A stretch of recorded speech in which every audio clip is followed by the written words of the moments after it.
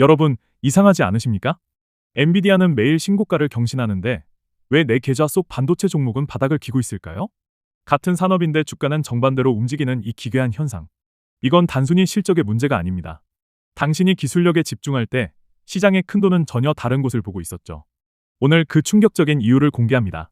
진짜 원인은 기업이 아니라 바로 국가였습니다. 지금부터 돈의 지도가 어떻게 바뀌었는지 하나씩 파헤쳐 보죠.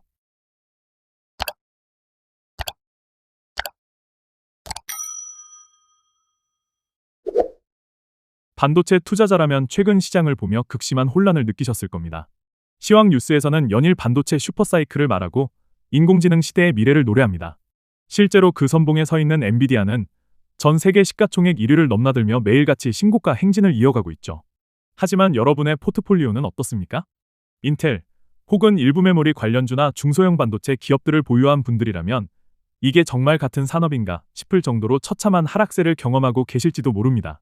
같은 반도체라는 이름표를 달고 있는데 왜 한쪽은 축제고 한쪽은 초상집일까요? 우리는 그동안 반도체 산업을 하나의 거대한 덩어리로 봐왔습니다. 업황이 좋으면 다 같이 오르고 나쁘면 다 같이 내리는 사이클 산업이라고 믿었죠.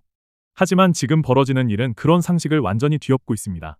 업황이 좋은데도 불구하고 어떤 기업은 철저히 소외되고 있습니다. 단순히 성장성이 부족해서라는 말로는 설명되지 않는 간극입니다. 이 벌어진 틈새에는 우리가 간과했던 아주 거대한 변수가 숨어 있습니다. 투자자들이 흔히 범하는 실수는 성능이 좋은 칩을 만드느냐에만 매몰되는 것입니다. 물론 기술력은 중요합니다. 하지만 기술보다 더 상위에 있는 권력이 이 시장을 재편하기 시작했습니다. 그 권력의 실체는 바로 지정학적 구도입니다. 이제 반도체 시장은 기술력의 우열이 아니라 그 기술이 어느 국가의 통제 아래 있으며 누구에게 팔리느냐에 따라 주가의 운명이 결정되고 있습니다. 이건 단순한 일시적 실적 악화나 수급의 문제가 아닙니다. 산업의 근간이 흔들리는 거대한 패러다임의 변화죠. 내 종목은 왜 안 오를까라고 자책하기 전에 우리는 시장의 판이 바뀌었음을 인정해야 합니다. 기업의 재무제표를 보기 전에 반드시 확인해야 할 단 하나의 키워드가 생겼기 때문입니다. 그 결정적인 변화가 과연 무엇인지 시장을 충격에 빠뜨린 그 한 가지 변화를 지금 바로 확인해 보시죠. 불과 몇 년 전까지만 해도 반도체는 전 세계가 하나로 연결된 유기적인 공급망을 가지고 있었습니다. 미국이 설계하고 대만이 생산하며 한국이 메모리를 공급하고 최종적으로 중국에서 조립되어 전 세계로 뻗어나가는 구조였죠. 하지만 이 효율적이었던 글로벌 산업의 사슬이 지금 무참히 끊어지고 있습니다. 그 시작은 미국의 강력한 반도체 수출 규제였습니다. 미국은 단순히 기술 유출을 막는 수준을 넘어 특정 국가가 첨단 연산 능력을 갖추지 못하도록 목줄을 죄기 시작했습니다. 이에 맞서 중국은 이른바 반도체 굴기를 외치며 자급자족의 길을 선택했습니다. 천문학적인 자금을 쏟아부어 자체 생산을 가속화하고 있죠. 여기서 우리는 중요한 사실 하나를 깨달아야 합니다. 글로벌 기업들이 이제 공급망을 효율성이 아닌 안보를 기준으로 재배치하기 시작했다는 점입니다. 이제 기업들은 가장 싼 곳에서 만드는 것이 아니라 가장 안전하고 규제에서 자유로운 곳으로 공장을 옮기고 있습니다. 이 변화가 주는 핵심 메시지는 명확합니다. 이제 반도체는 더 이상 단일한 글로벌 산업이 아니다라는 것이죠. 과거에는 전 세계 시장 점유율이 중요했다면 이제는 어느 진영의 점유율이냐가 훨씬 중요해졌습니다. 미국 주도의 AI 생태계에 속해 있느냐, 아니면 규제의 칼날 아래 놓인 시장에 노출되어 있느냐가 기업의 미래 가치를 결정짓는 잣대가 된 것입니다. 공급망의 파편화는 곧 수익 구조의 파편화로 이어집니다. 어제의 동료가 오늘의 적이 되고 잘 나가던 공급처가 하루아침에 리스크 덩어리로 변하는 시대를 우리는 살고 있습니다. 이러한 구조적 균열은 투자자들에게는 재앙일 수도 혹은 유례없는 기회일 수도 있습니다. 판이 쪼개지는 그 찰나의 순간 돈의 흐름은 이미 가장 민첩하게 움직이기 시작했습니다. 공급망의 재배치가 끝나는 지점, 그곳에 모여드는 돈은 과연 어디를 향하고 있을까요? 이제 기술의 논리가 아닌 자본의 논리가 가리키는 방향을 따라가 보겠습니다. 그 흐름의 끝에는 우리가 알던 시장과는 전혀 다른 그림이 그려지고 있습니다. 현재 금융시장에서 벌어지는 가장 큰 이동은 중국발 이탈과 미국행 집중으로 요약할 수 있습니다. 과거 반도체 기업들에게 중국은 거대한 기회의 땅이었습니다. 전 세계 수요의 상당 부분을 차지하며 막대한 매출을 안겨주었기 때문이죠. 하지만 지금 중국 시장은 기업들에게 양날의 검이 되었습니다. 수출 규제로 인해 첨단 칩을 팔 수 없게 되자 매출은 급감했고 팔더라도 미래 성장을 보장받기 어려운 시장이 되어버렸습니다. 반면 미국 시장은 AI라는 거대한 폭발적 수요를 바탕으로 전 세계의 자본을 빨아들이고 있습니다. 빅테크 기업들이 사활을 걸고 AI 데이터 센터를 짓기 위해 수조 원을 쏟아붓고 있고 그 중심에는 미국 정부의 전폭적인 지원과 보조금이 자리 잡고 있죠. 이 과정에서 같은 반도체 기업이라 하더라도 돈을 버는 지역이 어디냐에 따라 기업의 가치는 하늘과 땅 차이로 벌어지고 있습니다. 가장 대표적인 예가 엔비디아입니다. 엔비디아의 실적 발표를 자세히 뜯어보면 흥미로운 지점이 있습니다. 중국 시장으로의 매출 비중은 규제로 인해 눈에 띄게 줄어들었음에도 불구하고 전체 매출과 이익은 가히 폭발적으로 증가했습니다. 중국에서의 손실을 미국의 AI 데이터 센터 수요가 압도적으로 상쇄했기 때문입니다. 시장은 엔비디아가 규제 리스크를 이겨낼 만큼 강력한 새로운 시장을 장악했다는 점에 환호하며 높은 밸류에이션을 부여하고 있습니다.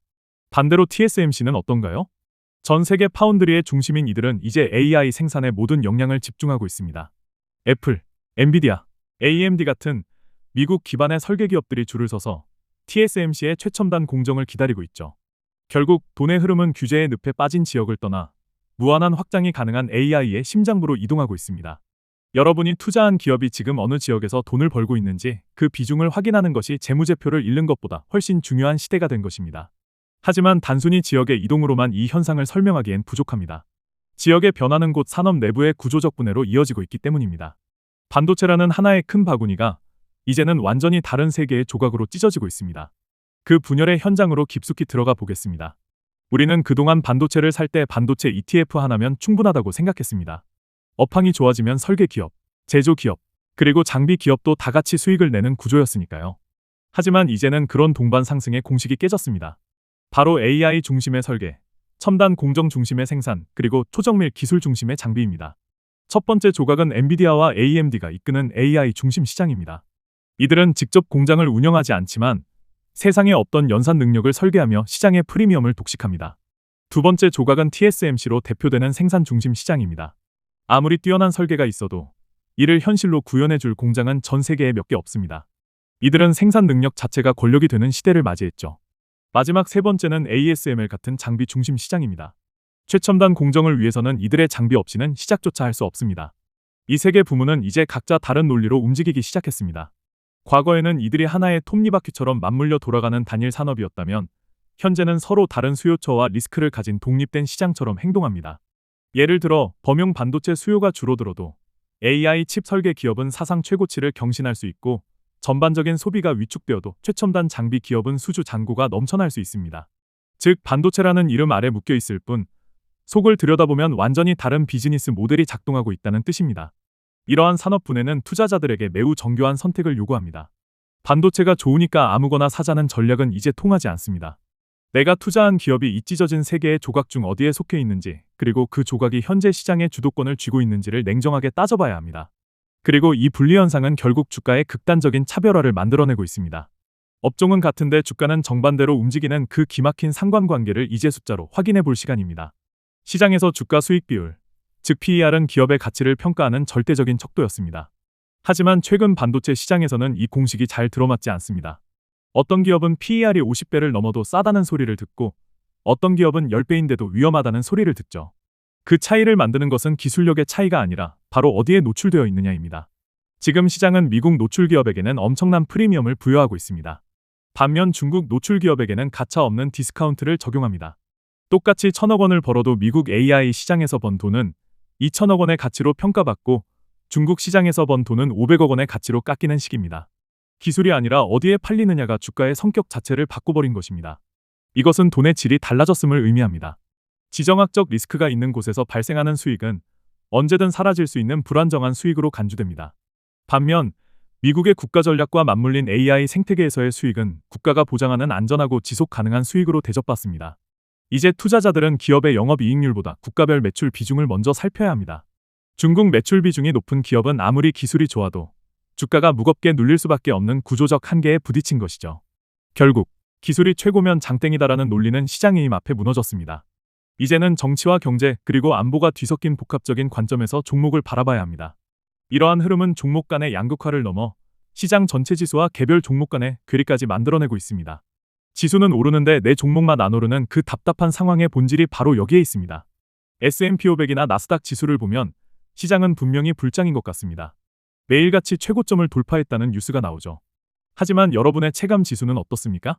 아마 지수 상승의 속도를 따라가지 못하거나 오히려 소외감을 느끼는 분들이 대다수일 겁니다. 그 이유는 현재의 시장 상승이 건강한 전체 확산이 아니라 극소수 종목의 집중 독주이기 때문입니다. 현재 지수를 견인하는 상승분의 대부분은 엔비디아를 비롯한 대형 AI 반도체와 몇몇 빅테크 종목에서 나옵니다. 지수라는 것은 시가총액 가중 방식이기 때문에 거대 기업 몇 개가 폭등하면 나머지 수백 개 기업이 지지부진해도 지수 자체는 오르게 됩니다. 시장 전체가 좋아지는 것이 아니라 돈이 갈 곳을 잃고 가장 확실한 승자에게만 몰리고 있는 것이죠. 이것은 시장의 심각한 이극화를 보여줍니다.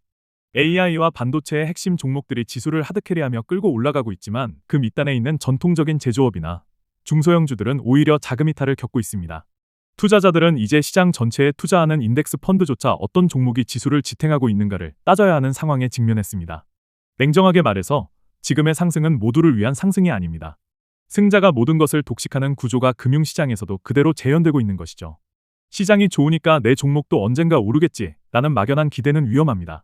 지금은 시장이 오르는 이유가 무엇인지, 그 동력이 어디에 집중되어 있는지를 정확히 짚어내야 합니다. 월가의 거물들은 이미 이 구조를 간파하고 우리와는 조금 다르게 움직이고 있습니다. 월가의 리포트들을 보면 앞뒤가 맞지 않는 경우를 자주 봅니다.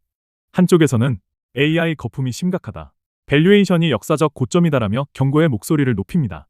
그런데 정작 기관들의 자금 흐름을 보면 여전히 AI 반도체 종목들을 쓸어 담고 있습니다. 왜 그들은 말과 행동이 다른 걸까요? 그들은 시장의 공포보다 소외되는 것을 더 두려워하기 때문입니다. 기관 투자자들에게 지금 가장 큰 공포는 엔비디아 없는 포트폴리오입니다. 비싸다는 것은 알지만 더 오를 때 그 수익을 놓치는 것이 펀드 매니저들에게는 치명적인 실책이 됩니다. 그래서 그들은 비싸지만 더 오른다는 논리로 AI 집중 투자를 이어갑니다. 여기서 개인 투자자들과의 결정적인 차이가 발생합니다. 기관은 철저하게 핵심 주도주에 집중하는 반면 개인들은 가격이 싸 보이는 낙폭 과대주나 주변주로 분산 투자하며 기회비용을 날리고 있습니다. 월가는 알고 있습니다. 지금의 시장은 논리적인 가치 평가의 영역을 넘어 내러티브의 영역으로 진입했다는 것을요. 돈의 흐름이 국가 전략과 결합했을 때 발생하는 그 폭발적인 에너지를 그들은 이용하고 있습니다. 거품이라고 소리치면서도 그 거품이 가장 크게 부풀어 오를 곳에 가장 큰 판돈을 거는 것이 그들의 방식입니다. 반면 개미 투자자들은 종목 분산이라는 미명 아래 힘이 빠진 종목들의 자금을 묶어두고 있습니다. 언젠가 순환매가 돌겠지라고 기다리지만 지금처럼 구조가 찢어진 시장에서는 순환매의 주기가 과거와 다를 수밖에 없습니다. 이제 우리는 월가 세력의 이 이중적인 태도 속에서 진실을 읽어내야 합니다. 그들이 진정으로 돈을 던지고 있는 곳이 어디인지, 그리고 우리는 어떤 시나리오를 준비해야 할지 말입니다. 이제 우리는 결론을 내려야 합니다. 시장은 바뀌었고 과거의 문법은 통하지 않습니다. 앞으로 펼쳐질 시나리오는 크게 두 가지입니다. 첫 번째는 AI 슈퍼사이클의 지속입니다. 엔비디아와 TSMC, ASML 중심의 독주 체제가 더욱 굳어지는 시나리오죠. 이 경우 시장은 더욱 핵심 종목으로 좁혀질 것입니다. 전략은 명확합니다. 어설픈 분산보다는 확실한 1등주에 집중하는 것이죠. 시장 전체를 사는 게 아니라 시장을 지배하는 핵심 5개 종목들을 사는 전략이 유효합니다. 두 번째는 규제 강화와 조정의 시나리오입니다. 미중 갈등이 극에 달하거나 AI 투자의 가시적인 성과가 지연될 때 발생할 수 있는 변동성입니다. 이때는 밸류에이션 부담이 큰 종목들이 먼저 매를 맞을 수 있습니다. 하지만 이 조정을 하락의 끝이 아니라 진짜를 가려내는 과정으로 봐야 합니다. 변동성에 대비해 일정 부분 현금을 확보하되 조정 시 우리가 확인한 미국 중심, AI 중심의 기업으로 포트폴리오를 압축하는 기회로 삼아야 합니다. 우리가 반드시 추적해야 할 지표는 4가지입니다. 첫째, 엔비디아의 실적을 통해 실제 AI 수요가 꺾이지 않았는지 확인해야 합니다. 둘째, TSMC의 설비 투자 계획입니다. 생산 기지가 얼마나 더 확장되는지가 공급망 재편의 가늠자입니다. 셋째, 미국의 추가적인 반도체 규제 발표입니다. 이는 중국 노출 기업들의 리스크를 재확인해 줄 것입니다. 마지막으로 중국의 자금률 추이입니다. 이는 저가형 범용 반도체 시장의 치열한 치킨 게임을 예고합니다. 종목 구조를 다시 짜세요. AI의 수혜를 직접 받는 엔비디아와 AMD, 이를 현실로 만드는 TSMC와 삼성전자, 그리고 이 모든 공정의 열쇠를 쥔 ASML. 이들이 주축이 되어야 합니다. 이제 반도체 전쟁은 더 이상 누가 더 나은 나노 공정을 만드느냐의 기술 싸움이 아닙니다. 자본의 논리가 국가의 의지와 결합해 어디로 흐르느냐의 싸움입니다. 그리고 그 돈의 흐름이 여러분의 계좌 운명을 가를 것입니다. 오늘 내용을 정리해 보겠습니다. 반도체는 이제 단일 산업이 아닙니다. 국가별, 영역별로 찢어졌습니다. 싸다고 아무거나 사지 마십시오. 돈이 모이는 곳, 규제가 없는 곳, 국가가 미는 곳에 여러분의 돈을 두어야 합니다. 여러분의 생각은 어떠신가요? 여전히 언젠가 오를 저평가 종목을 기다리시겠습니까? 아니면 비싸더라도 돈이 흐르는 주도주에 올라타시겠습니까? 오늘 영상 내용은 여기까지입니다. 재밌게 보셨다면 구독과 좋아요, 알림 설정까지 부탁드립니다. 뉴스원샷은 여러분의 작은 의견 하나하나가 모여 더 큰 통찰이 됩니다. 댓글창에 여러분의 생각을 남겨주세요. 그럼 다음 영상에서는 더 가치 있는 영상으로 돌아오겠습니다. 시청해주셔서 감사합니다.